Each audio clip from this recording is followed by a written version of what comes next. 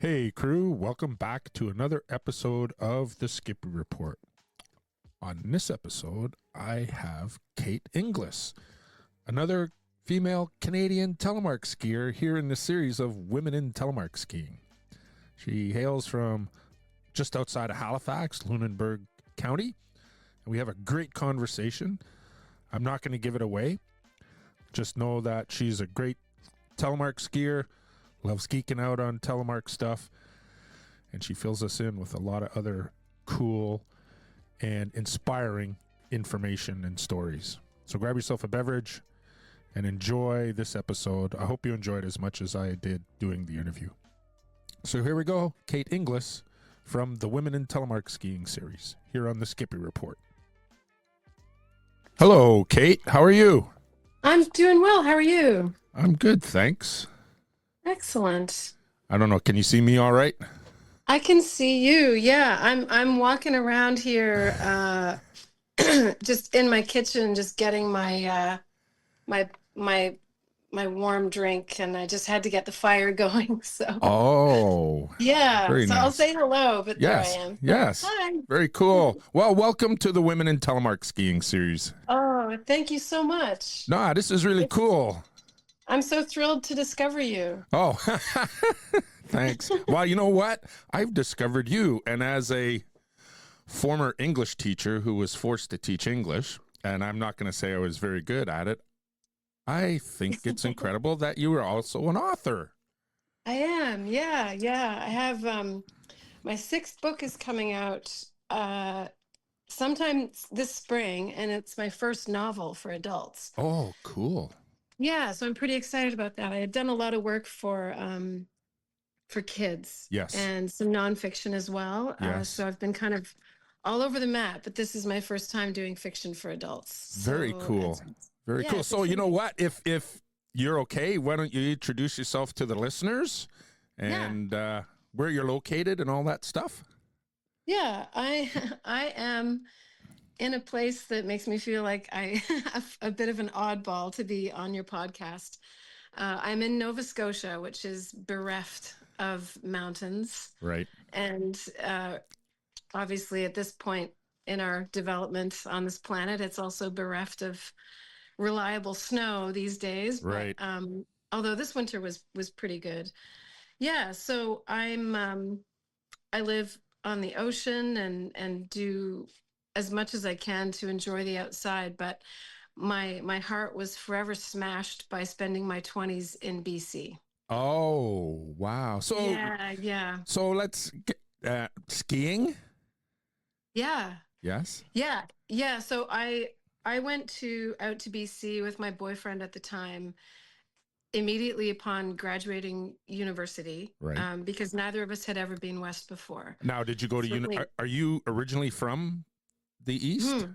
Yeah, I'm from Halifax Okay. originally. And my boyfriend was from New Brunswick. So we were both Maritimers. We had never been further west than Ontario. And we had never seen mountains. And my boyfriend was an incredibly strong skier. He had grown up skiing in Maine, Okay. and through New England. And I had as well. My family used to go to New England. Right. Um, So we bought an old jalopy, an old car, and drove first up to the Yukon from Oh, Halifax. wow. And we were there for a few months, but then the snow sort of socked us, and we thought, you know what, if we don't have jobs yet, and it just wasn't working out. Right. And we thought, if we don't get out now, we will be here until the spring. Oh, right. So we had to make a snap decision, and I remember we went to the library in Whitehorse, and we said, okay, wherever we can find the fattest newspaper. Now, this is giving away my age. But we were like, whatever the fattest newspaper is, that's where we'll go and live. And the fattest newspaper at the time was the Vancouver Sun. And so Okay. we were like, okay, we're driving south. And so we drove south, and within a couple of days, Justin he went up to Cypress Mountain, Yes. which is one of the three mountains in Vancouver. It's the best one, in my opinion. I think in most people's opinion. And they hired him as a ski patroller. Oh, cool. And he had first aid training, and so he was sort of ideal for that. And so we spent a decade in BC, and I was kind of the mascot in the girlfriend mascot in the patrol hut. And I feel like it's a lot like what they say about friends, be careful who you hang out with because that's who you're going to become. Right.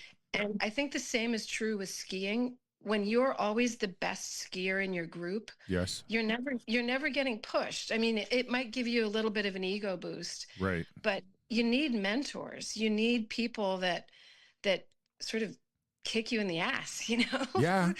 where you watch them and you're just in awe. And that's how I spent my 20s, because this whole ski patrol crew, my boyfriend included, were to this day the strongest skiers I've ever known. Right. And all of them were on tele skis. No way. Every Wow. single last one of them. And this would have been, let me think now, this would have been 96. Okay. And I was just in absolute awe. Wow. I mean, well, you know what? I, yeah. I see patrollers, especially here in the East. I'm going to get some grief. They're not always the strongest skiers, but I kind of think that with all the shit they have to do, they have to be really good skiers. Yeah, well, especially, and I think there is a distinction to be made, not to slag on volunteer organizations, because they're wonderful, wonderful people and highly competent. But it's another level when you're out west. Oh, as a pro patroller. Yes. Because those guys are doing high angle rope rescue. They're throwing avalanche bombs. That's just another level of patrolling. And again, not to slag on our tiny mountain crews. Right. But it's just that degree of skiing, and on his first day, a kid died in his arms. Oh my goodness. Yeah, and it was Cypress being right in Vancouver. Yeah, you wouldn't expect that. It was no. It was mayhem. Oh, because really? You can take a city bus. Oh, okay. So right? that's so every Yahoo in a cotton waffle T-shirt goes off the backside and ends up in a creek, drowned halfway to Whistler. Oh, wow. So it was getting thrown into the deep end for him, just in terms of intensity. Like, he saw more action as a ski patroller at Cypress than most paramedics would see, in the average city where I live now. Wow. So it was just insane. Yeah. And also just beautiful. And so I got my first tele gear really shortly after after he got his job, because I thought, okay, well, he's doing that. I think it's really cool. And I had not skied since high school. Right. So I was not a strong skier, but I was just like, that's the coolest thing I've ever seen, and I want to do that. So it was boyfriend chasing. Right. Yeah. Well, it sounds like you and I come from the same sort of attraction to Telemark, because somebody asked me this weekend when I was at a gathering of friends, and they said, why Telemark? And I said, it's the fly fishing of skiing. I always say 100%. that. Yeah. And I saw these two people coming down the backside of Tremblant. I was like, and they were in a gigantic mogul field, and I was like, that is so cool. And so I had the opportunity to do that. So it was lots of fun. It's so beautiful when you see tele skiers. I mean, the patrol crew were the same. They were jumping off of cliffs, and I mean, they could do moguls, half pipe at the time. Again, I'm dating myself. Yeah. But yeah, they were just amazing. It was very inspiring to see. So that's cool. You're a longtime pinhead. I sure am, and I only just in the last season made the switch to NTN. Oh, cool. And how are you finding that? Oh, good grief, it was brutal. Oh, really? I'm shocked. I'm so glad I've done it now. Yes. But I had to spend some time on Reddit, on the Telemark forum there, to sort of say, I'm a baby giraffe all over again. Right. What the hell? Like, it was so different. The geometry is so different. The weighting of particularly the trailing ski is so different.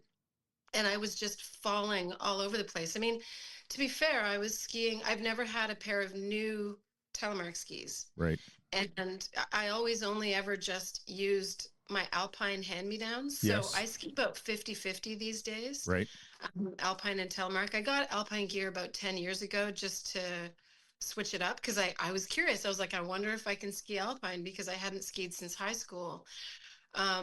So whenever I got the new Alpine skis, and then I would sort of upgrade my tele gear with the old Alpine stuff. Right. And put my G3, my Targas on the hand-me-down skis. Yep.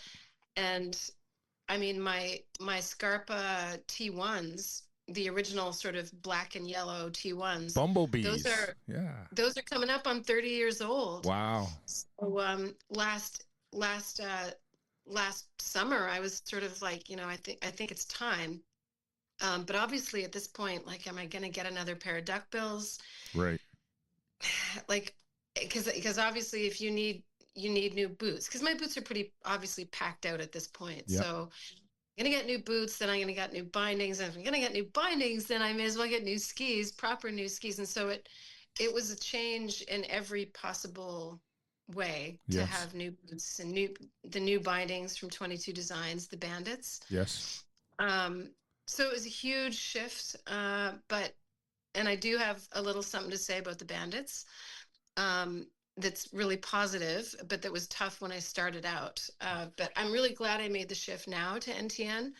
But the first half dozen to dozen times that I went skiing where I was on the ground, I was eating snow. It's if you're not falling, you're not trying, I always say. Well, yeah. I was very comfortable in my tellying, at least for what it was. But yeah, it was just so different. But I will say, for anyone out there considering to make the switch, and for me, it was necessitated by my boots being so Right. packed out. Yep. I love it now. Yes. But basically, if you're back out there, and for me, having had 28 years on tellies and feeling pretty damn comfortable, at least in my arena, which is, because of where I live at this point, I'm a groomer girl. Yes. I'm an Ice Coast skier. Every now and then I try to travel, but I'm skiing small mountains. I'm skiing, I'm not living in big sky Right. country. I'm not out west. So I'm making the most with what I have. And it was just it feels more aggressive. It feels more like you have so much more lateral power. Right. In the NTN setup. And so basically just don't give up. If you switch to NTN and it feels like you're a beginner all over again, I know that sucks, but it's worth it, and just stick with it and wait that back ski like your life depends on it. Right. Yeah, you know what? I'm fortunate. The listeners know that I'm a rather large organism, and I don't have that problem. I can break gear in like 2 or 3 turns, it seems. Yeah. And being that giraffe, the little giraffe, being my size and as gregarious as I am, and being, I was a phys ed teacher, and I was always like, yeah, I'll try that. I know I suck, but, I'll acquire it. And yeah. I always say FAIL is an acronym for first attempt in learning. Beautiful. I love that. That's such a great gym teacherism. Yeah. And I sucked at a lot of sports, but like when we had to teach dance, I was like, okay, I'll teach dance, and when I tell people what I taught, they're like, what? You taught like salsa and cha-cha-cha? I was like, yeah, that's what YouTube Academy is for, man. It's so fun. I mean, one of my favorite sayings is I would rather be a shitty skier than really good at sitting on the couch. Right.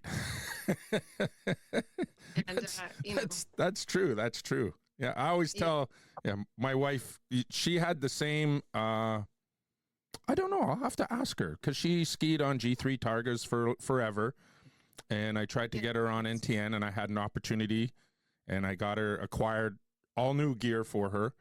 And previously, she would spend half her day doing alpine turns on her tele gear.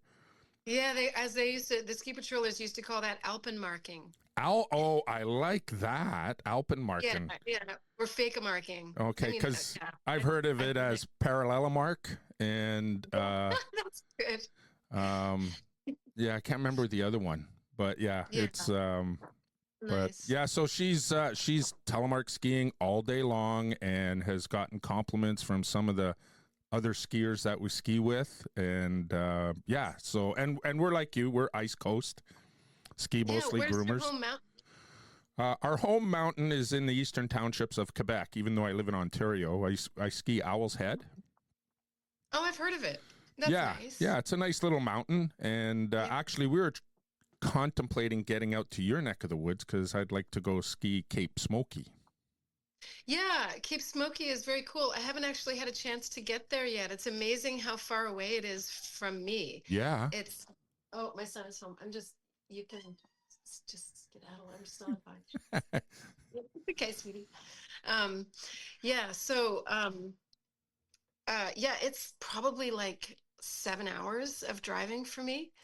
It's big. It's further away than you think, Cape Breton, but absolutely gorgeous though. And Right. I know the owners, and they're just throwing so much fantastic energy into Smoky.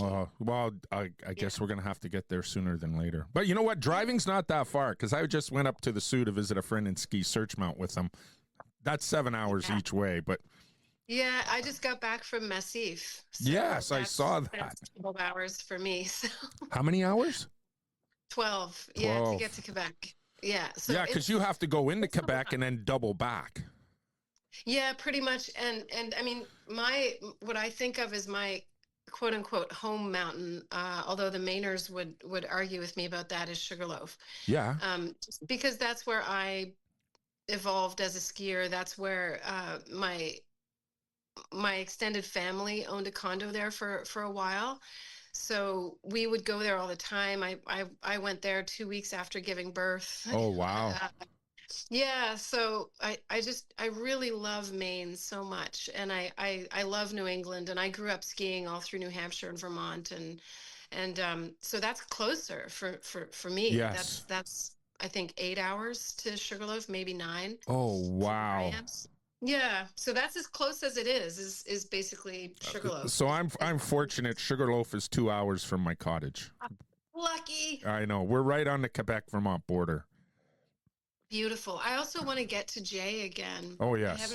I haven't been there since I was a kid. So Jay and Owl's Head are about 10 or 15 miles apart from each other. So we get to see each other when we're there. Yeah, that's nice. Yeah. Yeah. That's very Awesome. cool. What a great story you have about telemark skiing. That's Yeah, and I'm only recently back into it, and I did want to say about NTN, a huge thank you to 22 Designs, because you'd mentioned being a big guy. yeah. I'm a small girl. Yeah. And so the first few times I went out on my new gear, it was like half an hour to get into my skis. Like, Oh. it You- was so frustrating. And so I wrote them and I was like, is this normal? And they said, why don't we send you some lighter brake springs? And so they did. And now I just step right in. Oh, So, that's okay. so it's So made a huge difference for me in my NTNs. I don't know what bindings your wife has, or if that's an issue for her. she's But on the Outlaw X and she's got leashes because she doesn't want to deal with brakes. I know a lot of people. Yeah, I hear that for sure. It's taken Yeah. it's Anyway, taken they were me super helpful. it's taken me about 3 years to figure out the little nuance toe flip to just slip in and step down. Yeah. Yeah. Yeah. And then Yeah. sometimes, she's waiting for me. She's got her leashes on and she's waiting for me and I've got my pole stuck in the flick for touring mode because we both ski Outlaw X's. But I will That's the next set of bindings I get for her, if they're not the links, because she's a very genteel skier. And I Yeah. think she could ski on the links. And she's got boots that have the tech toe in it. So, nice. yeah. Yeah, that's awesome.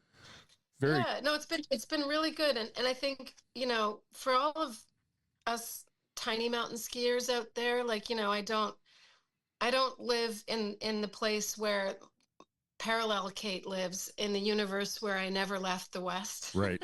And I try not to mourn that too much, but because there's obviously great benefits of where I am now. Yes. But I feel like telemarking makes the small mountains enchanting again. Yeah. Oh, I It, love it, that. Enchanting. yeah, it really, it makes the most of every turn.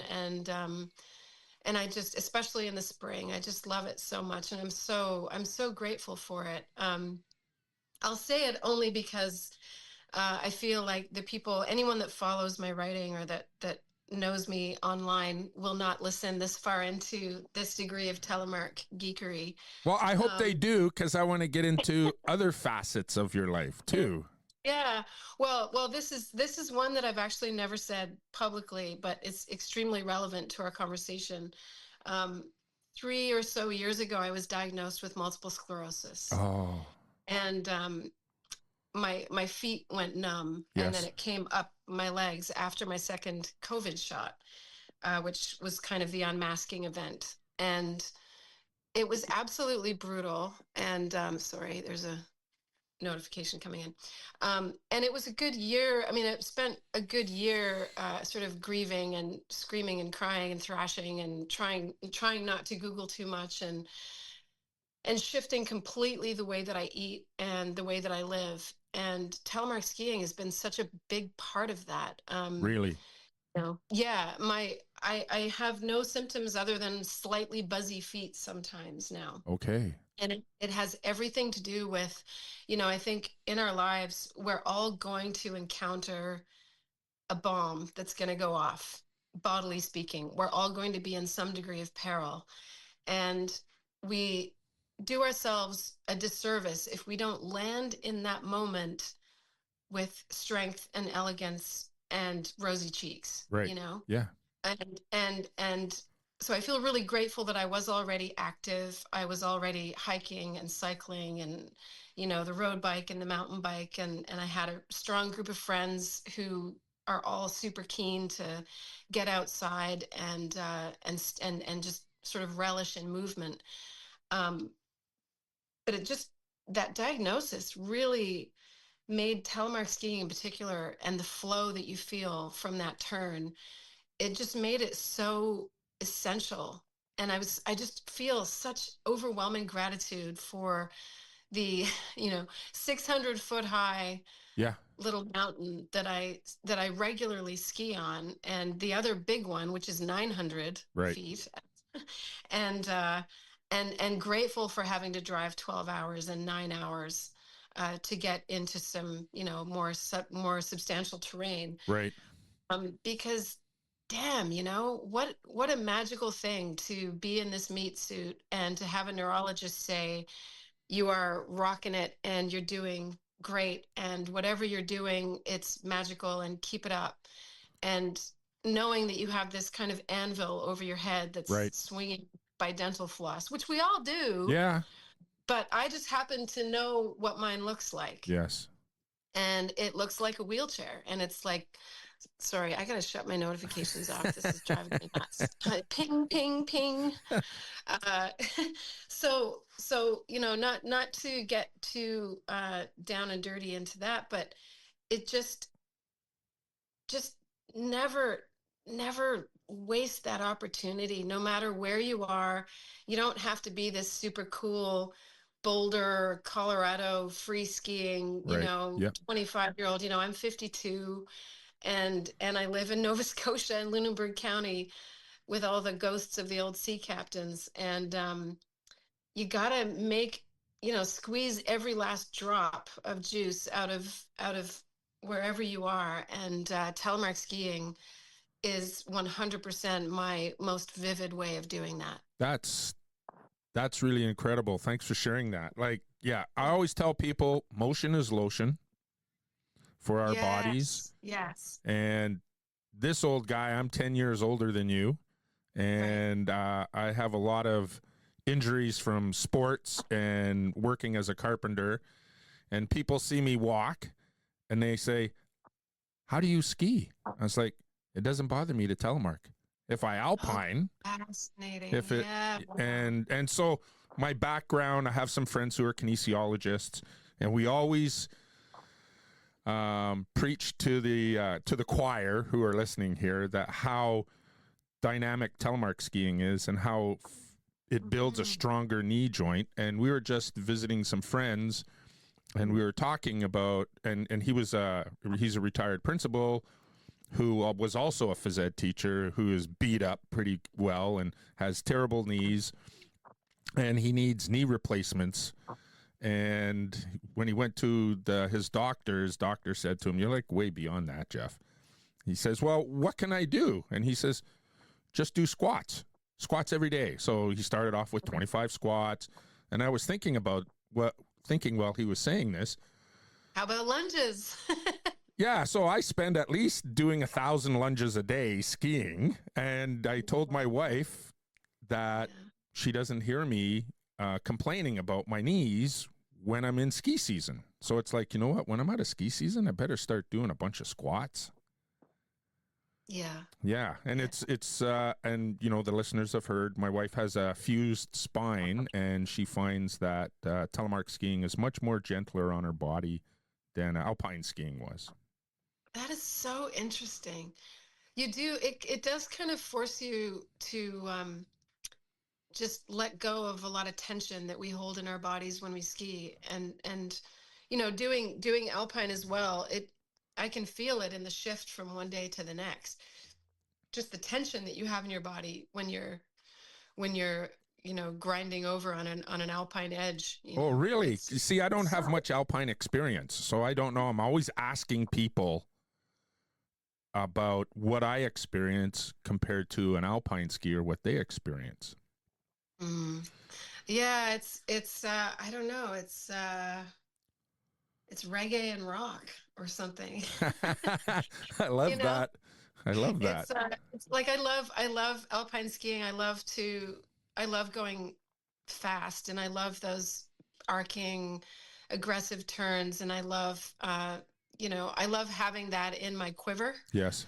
Um, but Telly is just like the reel that you found me from on Instagram, Yes.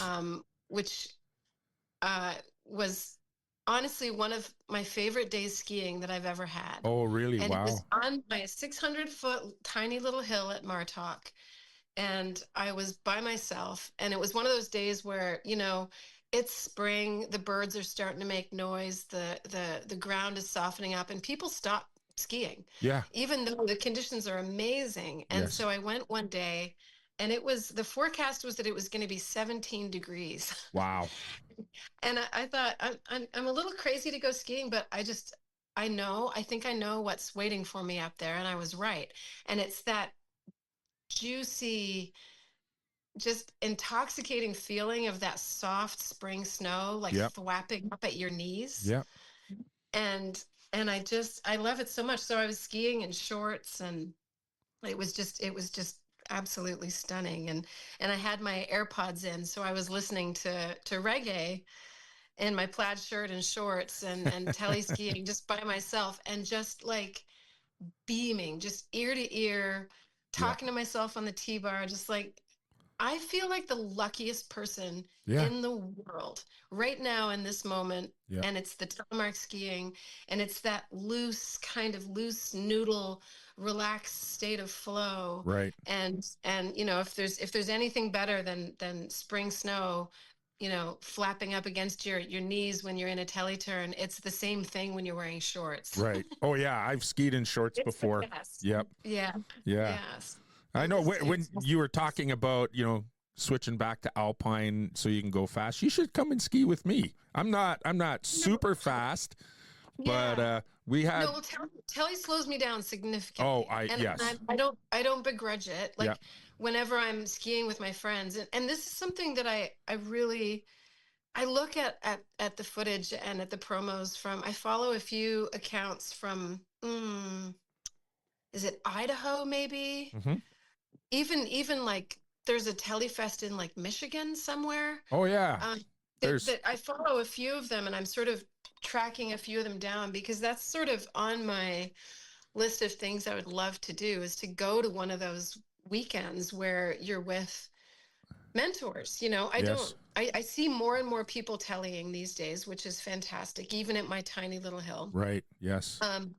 But I don't, the problem is I have a couple of acquaintances that, you know, because you see another person on tellies, you immediately get to know them. You're like, hey, Yep. or they, you know, poke you with the pole in the lift line and kind of like notice your gear and you chat.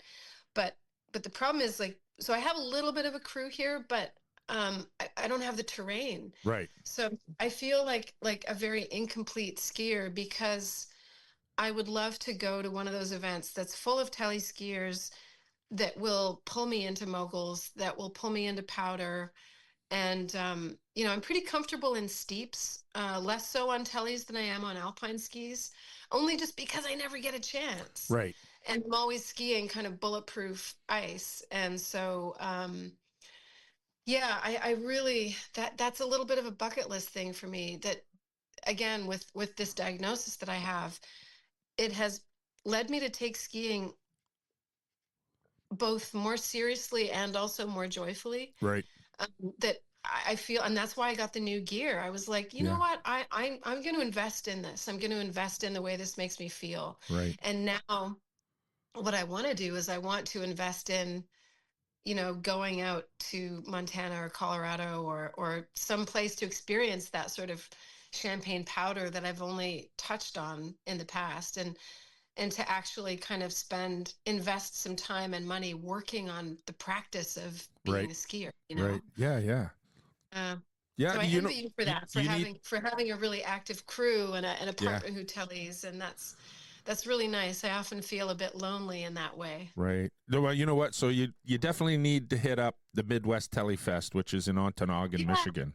Right. I follow. Have you been there before? Yes, we've been there twice. Awesome. And yeah, it's only 14 hours from us. And when I told my wife that is like the most Canadian thing that I've ever heard anyone say. It's only 14 hours. Just hop in the car. Yeah, you know, people have heard this before. When I used to run Telemark Ski Canada, we had a race with the U.S. So I drove down to West Mountain, which is just outside of Glens Falls, New York, which is north of Saratoga. Yeah. And there was a coffee roastery there that I also wanted to visit called Death Wish. And so I drove through a snowstorm through Adirondack State Park, no cell service. I pull into the parking lot of the motel, and I get a phone call from our manager saying that the race is canceled because it's too cold. So I was like, okay.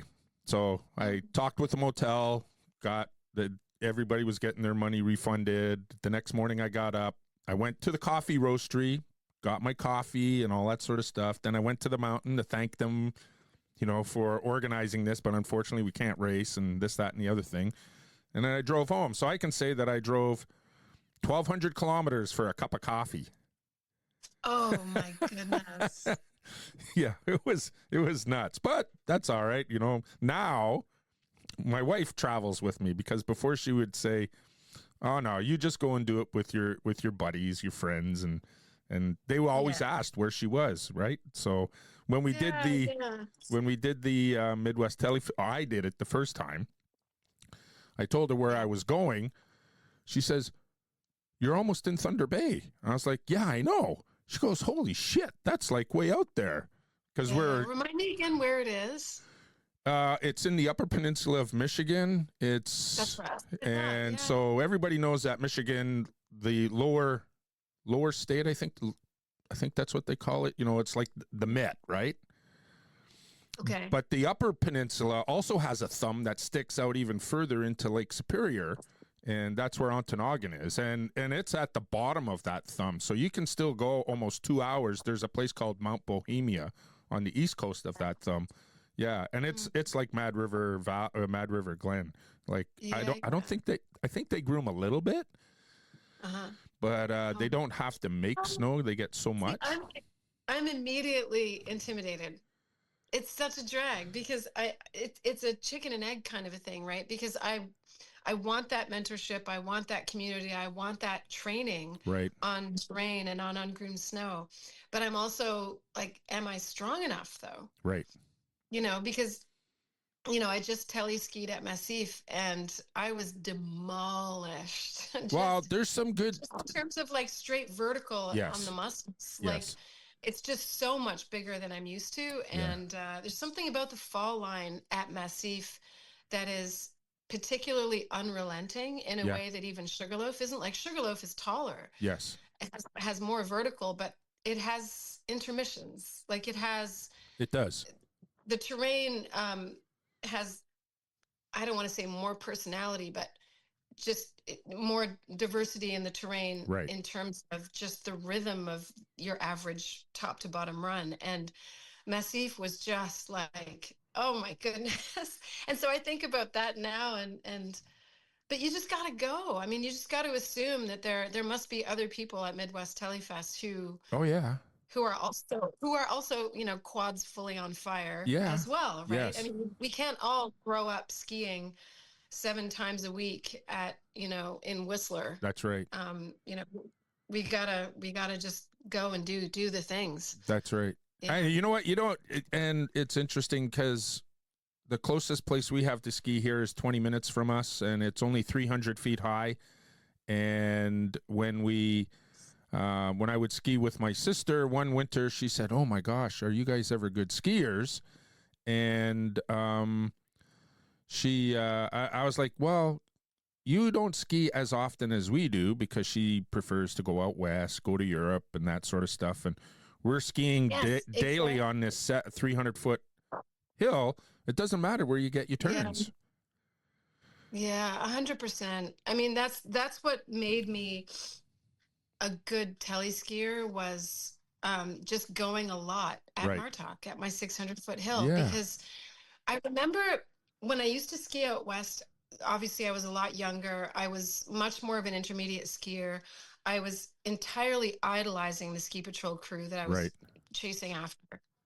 Couldn't keep up with them, didn't have a hope in hell, but I tried. Yeah. And that was so motivating, but it was also like profoundly crippling. Right. Like, it was so rough for me physically. Yep. But when I started really telemarking, once my babies were kind of like, there was probably a good 10 to 12 years where I didn't ski a whole lot, especially locally. Right. But then I started skiing again, started tellying again. And I was like, why is this just feel easier than I remember?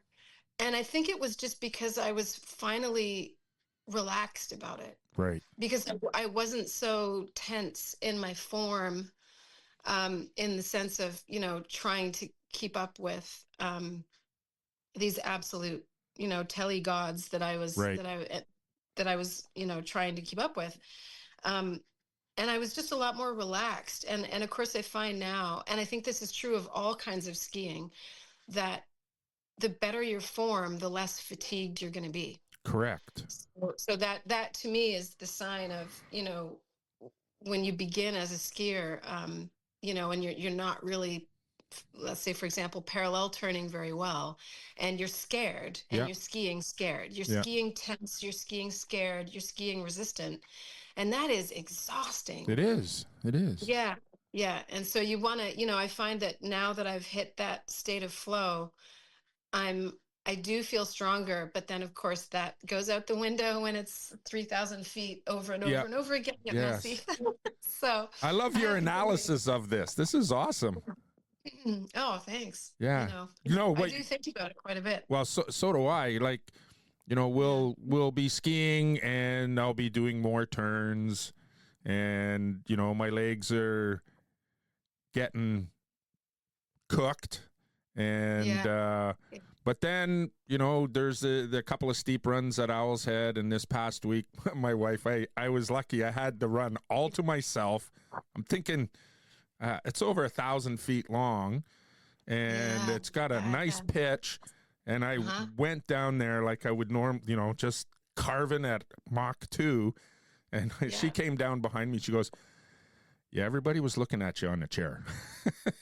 But I had the whole thing to myself, and I can ski like that most of the day, and I don't get sore. But as soon as I slow down, I start using more calories, and the legs are like talking to me, and I'm not more tense or anything, but Yeah. but when you talked about, you know, alpine, because I don't have much background in that, and I've done a fair more alpine turns in my Telemark gear this year, just for some experimentation to compare the two techniques and the different conditions. But like, I'll Yeah. get down to the bottom and I do a half a dozen turns, and I was like, oh shit, this sucks, man. I'm not going to do alpine stops. I'll just do my Telemark stops. Yeah, I mean, I will say, as someone who does both, you wouldn't think it, but the gear is so different. Yeah. You're still, even with the switch to NTN, Alpine gear is so much more, I mean, obviously locked in. Yeah.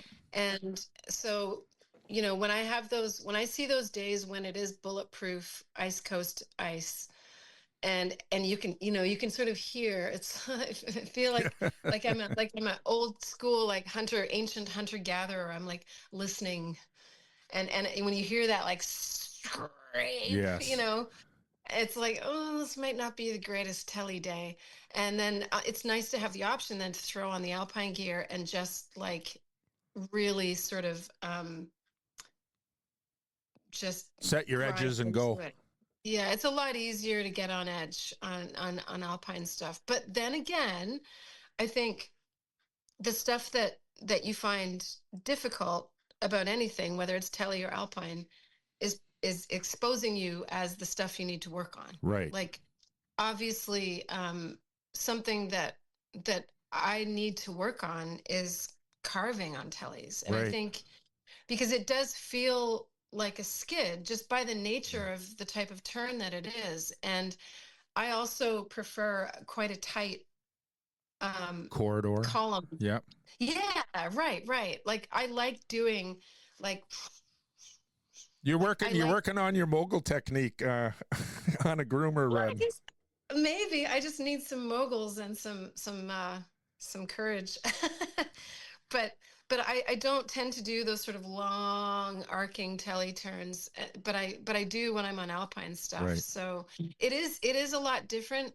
It is a lot physically so much easier. It's shocking. I was skiing. Yeah. I think it was Tuesday this week, and on this one pitch that I like to ski, the snow was starting to build up a little bit into these like itty bitty moguls, you know, like 6-inch sort of like piles every here and there. And when we I ski, do love that. yeah, we ski through it. Uh-huh. You get a little bit of an impact, and I have some knee injuries that impact really hurts. And so I was like, I'm going to try this in alpine. And I did it in alpine. I was like, that is so much easier. Yeah. Than having both legs underneath you parallel versus our stagger. I was like, wow, okay. So I get that. So that was my first aha moment. And you can just kind of you feel like you're in cruise control. Yeah. When you're on alpine skis, you know, and right. it's like being in cruise control in a big new fancy car. Right. That's how it feels. Okay. Whereas when you're on telly, it's like you're driving a 40-year-old stick shift. I was going to say a Volkswagen bus that you have to massage down the road. Oh, for me, it's like driving like, you know, a 1976 Triumph Spitfire. Okay. You know? Yeah. Like you feel like your butt is like dragging on the road. You can feel every bump, and it's so much more fun. Oh yeah. It's so fun. Like you really feel like you're motoring. You're not just operating a machine.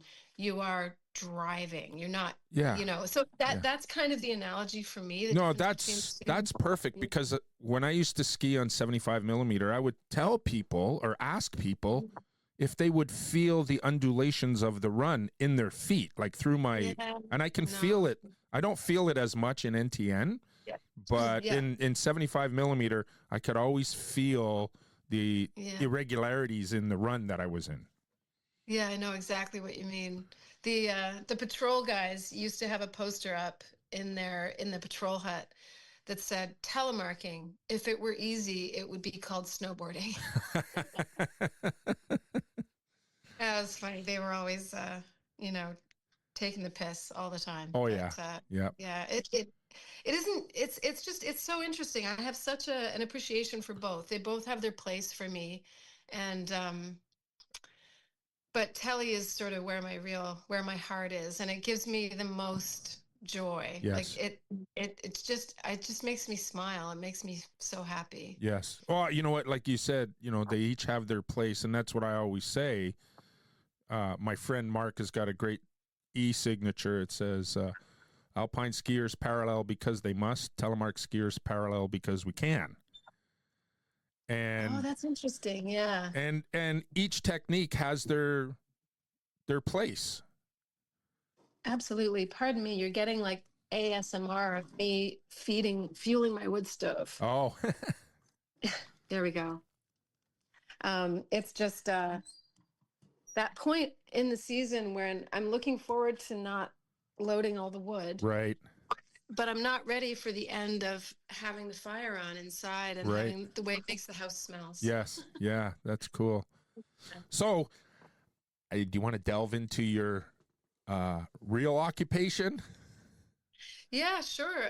So, earlier you mentioned you went to university. Did you go to university to study what you needed to do what you do now?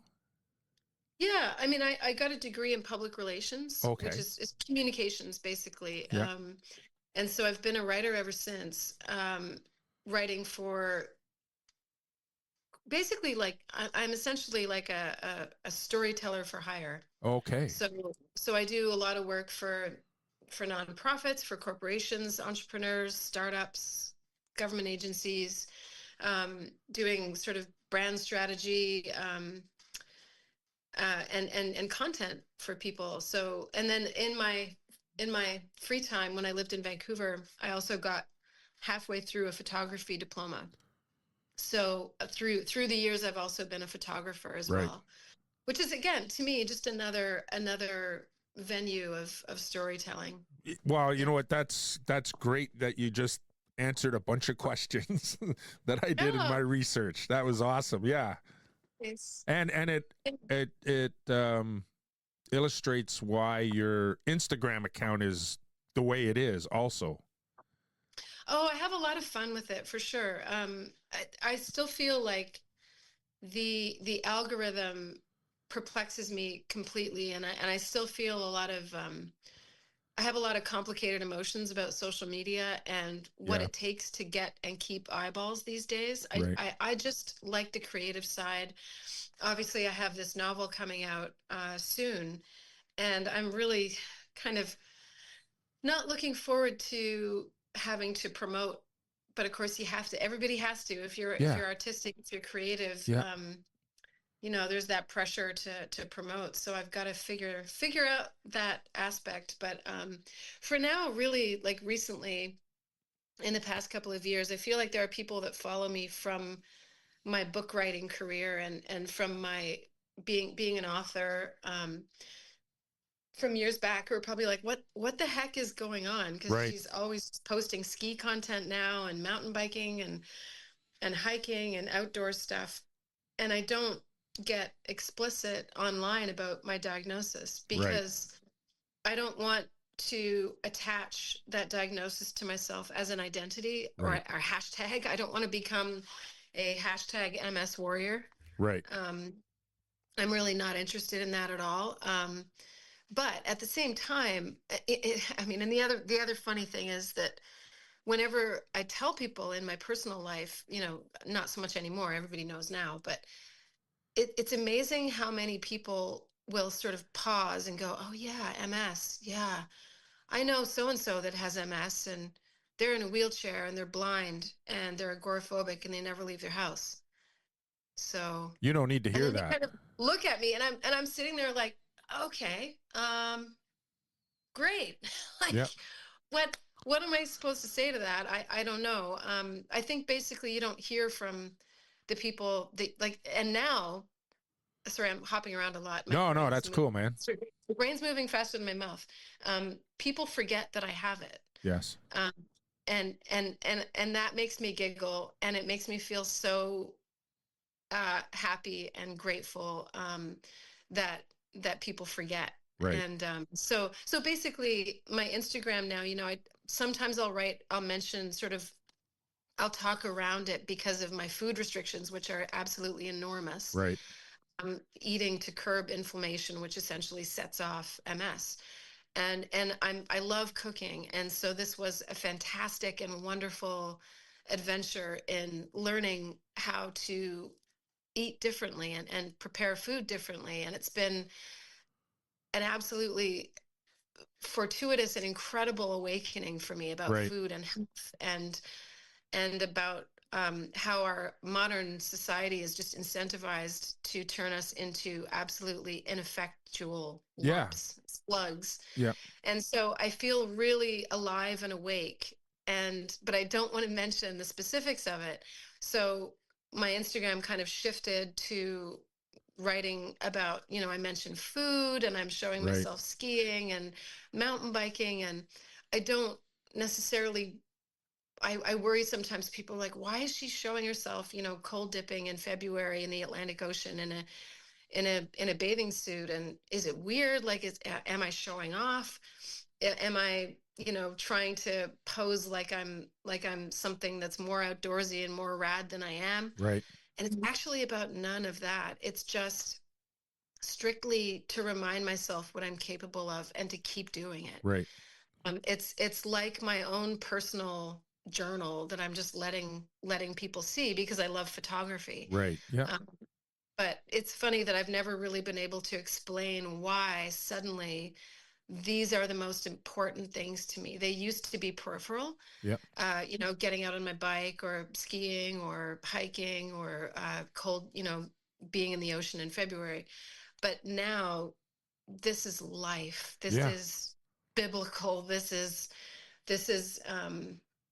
so deeply a part of what is going to keep me not only just alive, right, but living. So many people don't live like they know they're going to die. Right. Yeah. Like what is it? That Charlie Brown thing, where he's sitting there with Snoopy, and it says you only live once or something like that, and it's, yeah, it's, I try to live like that. I don't have any regrets. I shocked the pharmacist one time when she was a little hesitant in giving me some cough syrup with codeine in it. And because of my arrhythmia, I guess. And I was like, well, Scott gives it to me all the time, and I'm this age, and I don't have any regrets. So if I die tomorrow, I don't care. Yeah. The only thing is I just don't want to be in a position where there's an awful lot of pain before that hains, because I've had a lot of pain in my life. But when you were talking about the diet and all that stuff and doing what you're doing, this will sound morbid, fortunate that I almost lost my wife twice, because it gave us direction in our life. And the first time, it was when a doctor screwed up on her, and there was a long recovery and that sort of stuff. And I was like, we both had good jobs with pension, and we said, okay, we'll work to enjoy the better things in life. And then the second time was with a ski crash. And after that, we were like, well, you know what? Even if it's a little tough at times, we'll try to retire as soon as we can. And we did. And so it's given us direction in our life, and we go through life like that. Yeah. And That's similarly with your food, like one of our daughters had migraines when she was a child. Like, she was 2 years old and she had migraines. And we got the diagnosis when she was about 8, and it's a lot of it like food related. And 100%. Yeah. And so, we had a pretty clean diet when our children were young, and we still do, because my wife has got rheumatoid arthritis, and, so she's always eating for, trying to avoid inflammation and all that sort of stuff. So yeah, we're pretty You know, we just came home from the cottage yesterday, and what do? Like we do every time we travel. We got our lunch bag, and we put our lunch in there. We don't stop and, you know, at McDonald's or Burger King or anything like that. It's always nobody should. Nobody should. I mean, there's always the fear of evangelizing and sounding like a snob, but that's not food. yeah, yeah, It's not food. yeah, yeah. No, it's yeah, and it's funny. You know, we'll be at the ski hill, and out comes a little tablecloth. And then our lunch comes out on top of that, and people like look at us. No,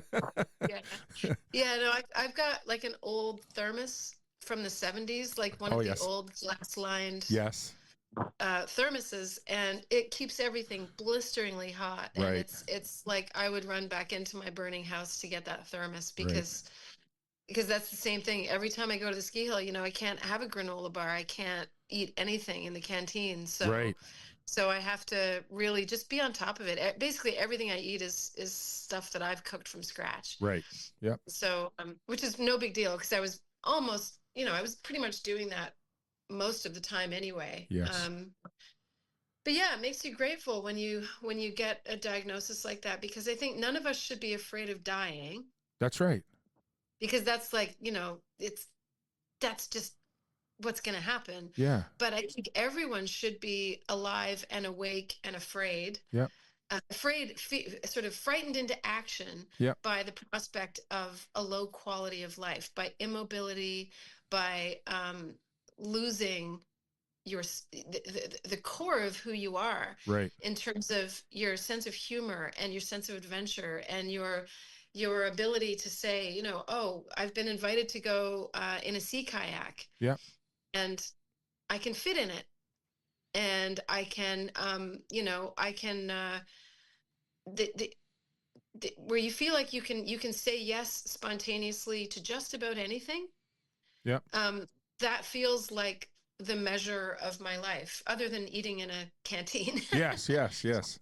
You know, I want to always be able, I don't want to be confined to, or limited by anything. That's right. I absolutely refuse to be confined. And so if that's how I feel about it, you know, then I've got to start practicing for that now. I've got to start kind of steeling myself and going to the gym and getting out on the bike when I don't feel like it. And it sounds like a negative pressure, but it's not, because you never finish a hard ride or a day skiing, or even just going to the gym thinking, oh, I could have done something else with that time. Right. Like, oh, you're always, no matter how grumpy you are, getting out when the weather might not be perfect or the conditions might not be ideal, you're always glad you did. Yeah. You're always glad you did. And you know, like you said, motion is lotion, you know. That's why when you get surgery, that the doctors in the hospital are always going to say, you know, for God's sake, get back up on your feet. Yes. Like, if you have to walk laps around a hospital holding your IV pole, get your body moving, because that's how we heal, you know? Yeah. When you're talking about showing up, like when I was up in the Sioux, they've had 25 feet of snow up there, and I got up and I went on a weekend where it was going to be a lot of rain, and I told my friend, I said, it's like cycling. I have a group of people that I used to cycle with, and the thing was, we don't start in the rain. We don't care if it rains while we're out on a ride, and especially like here today, it's been thunderstorms, and just, I'm going to have to build an ark this afternoon. But so we threw on our gear, we drove to the hill, we had a cup of coffee, and it was just raining like crazy, and you couldn't really see much of the mountain. And then all of a sudden it started clearing up, and because we were sitting in the chalet having a cup of coffee, we were ready to go and booted up and just out, and we had a fantastic morning skiing. It was awesome. So fun. I've had some of my nicest skiing actually in the rain. You know, the spring, like when you're not worried about being freezing cold and the conditions get really soft, but you want that, especially for telly, you want that sweet spot of like the conditions are soft and like thwappy. Yeah. not mashed potatoes. That's right. Like, and there's that very narrow space where when it's like that, and it's just heaven. Yeah. Yes. And sometimes you need those sketchier spring conditions to get it. Mm-hmm. So let's go back to your writing career, because you've written books for children. Yep. You've written a book for adults, and I found that very inspiring. That was and it's an award winner. Oh, you're thinking of Notes for the Everlost. Yes. So that book is nonfiction. So my second pregnancy was twins. Right. And they were born 3 months too early. Yeah. So they were supposed to be born August 5th, and they were born May 5th. Wow. And it was, to that point in my life, nothing had ever really happened to me before. Like I had written it in the book that the most difficult thing that had ever happened to me was, I couldn't even think of it because I'd never even been stung by a bee. Right. I'd never broken a bone. I'd never been sick. Hold it. Stop. Yeah. My wife's maiden name is Murphy, and Murphy's Law is real. So if you still haven't broken a bone, touch wood real quick, because shite goes sideways when people say stuff like that around me. I know. Well, I was speaking in past tense, so hopefully the Murphys of the world won't hold that against me. But yeah, so this really shook my world, and it was really catastrophic. And so identical boys, and then one of them, Liam, died at 6 weeks old after a horrible little life, being stuck in a plastic incubator and never made it outside and had surgeries, and he was 2 pounds. Right. And boy, yeah, that'll shake you to your core, man. That'll sharpen your teeth a little bit. Yeah. Now his identical brother Ben is the one who popped in earlier, and he's lovely and great and didn't suffer any ill effects, but obviously it was a big deal. And so the book Notes for the Everlost kind of hinges on that moment, in terms of, yes, that's what happened for me. And I have to tell that story as a point of just qualifying, I guess, in a way, to write about it.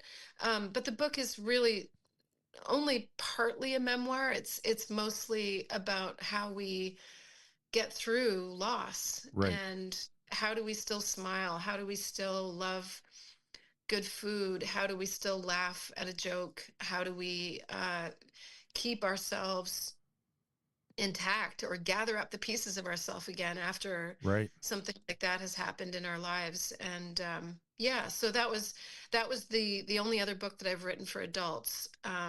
Otherwise it's been novels and picture books for children. So this one in the spring is my first just fiction novel. So that's exciting. That's really cool. So what inspired you to write this new novel? Well, I was writing it for quite some time, very arduously. It was not coming easily to me.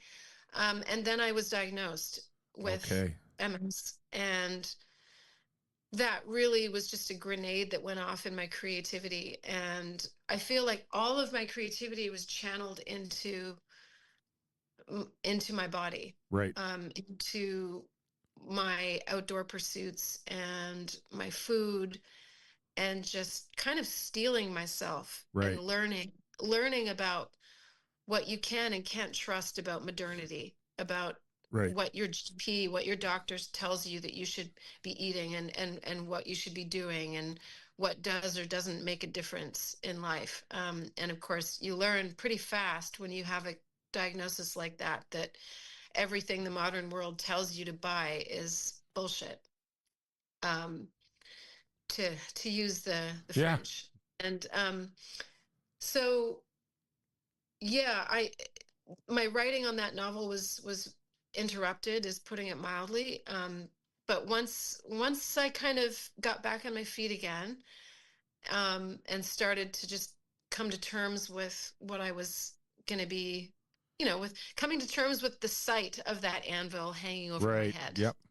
Okay, now I can see it. Everyone has one, but for most people, it's invisible. Right.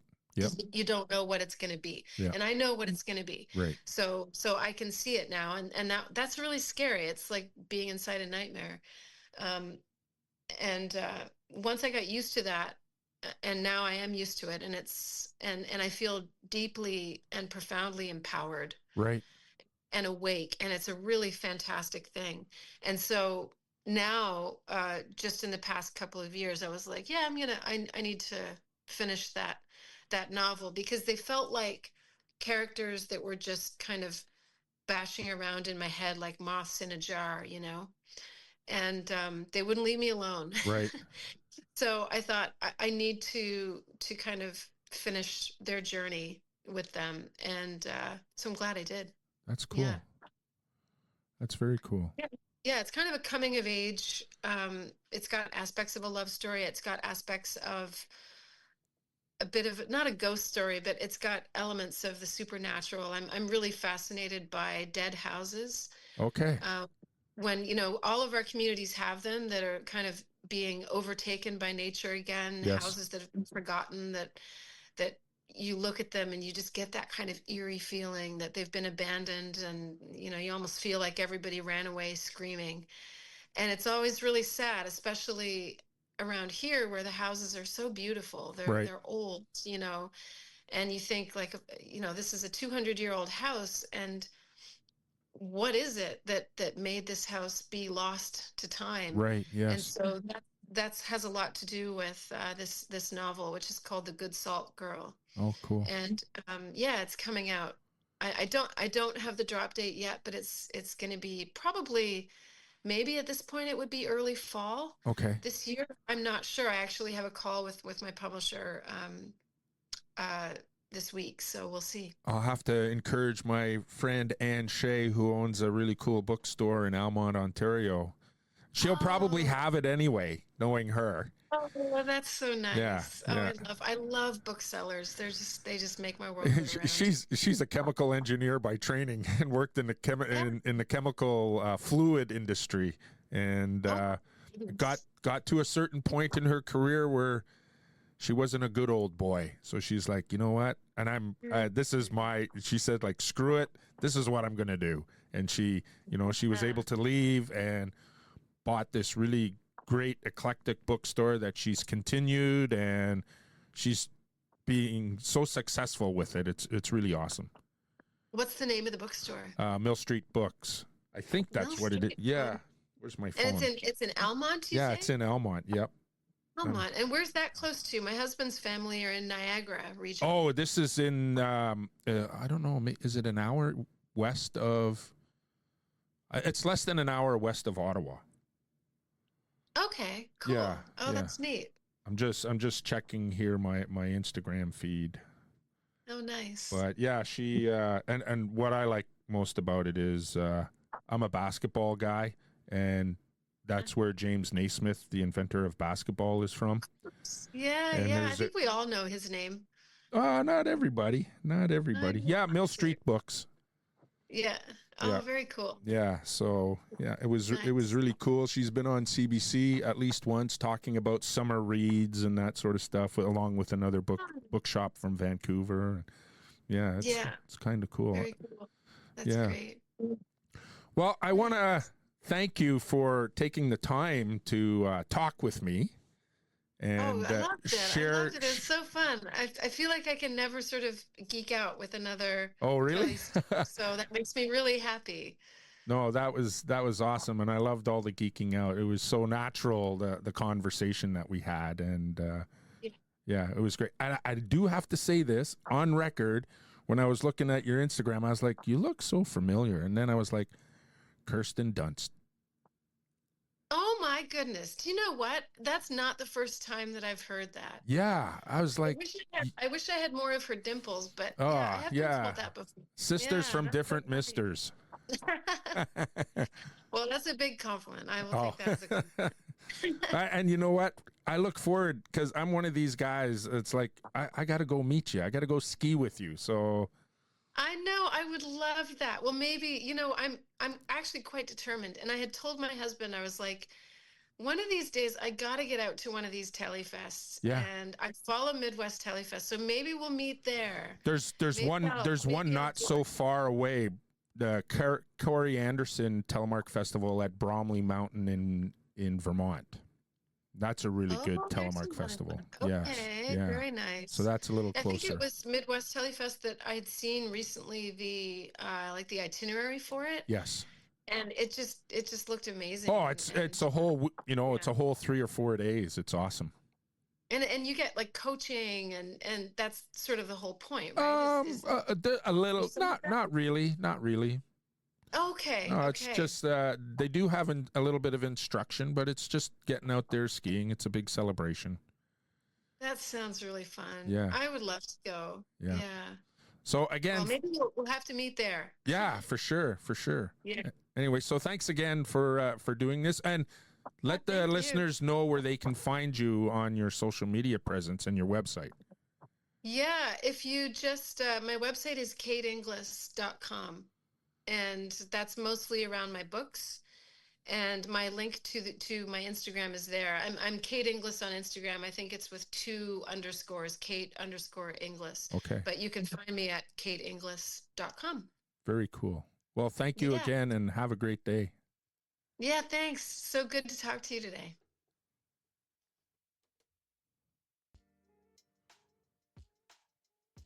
Well, there you go, folks. Another episode of the Women in Telemark Skiing series here on the Skippy Report. A gigantic thank you to Kate Inglis for sitting down and geeking out on Telemark and telling us about her backstory and what she does for a living. Pretty inspiring story also. So thanks again for listening here. And if you want to find Kate's information, kateinglis.com is her website. And on Instagram, Kate_Inglis.